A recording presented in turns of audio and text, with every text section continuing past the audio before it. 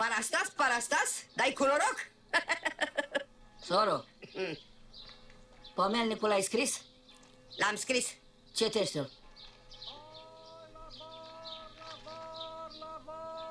Ana Grigore Tinca pune-l acolo pe masă. Didina, Tina, Gherghina. Nu căsca gura la ea cât e de proastă, că e dracaracă, are voie.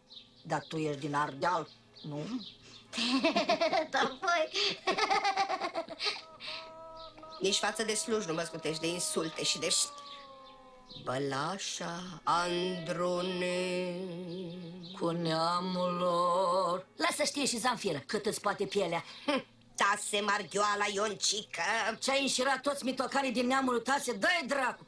Dumnezeu să-i odihnească. Arghirița Sofronie Marița. Marița! Da.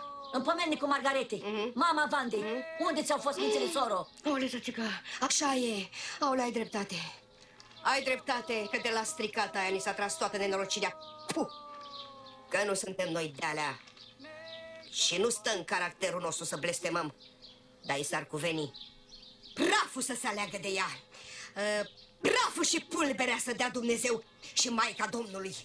N-am blestemat pe nimeni în viața mea și nici nu blestem. Da să o îngroape fără pantofi în picioare și fără panșompeta. Maica precisă și sfânta Filofteia. Domnul a dat, Domnul a luat coana neto. Ce-i, țață? Ce-i un pumn în spate? Wow! Că bă dărâm!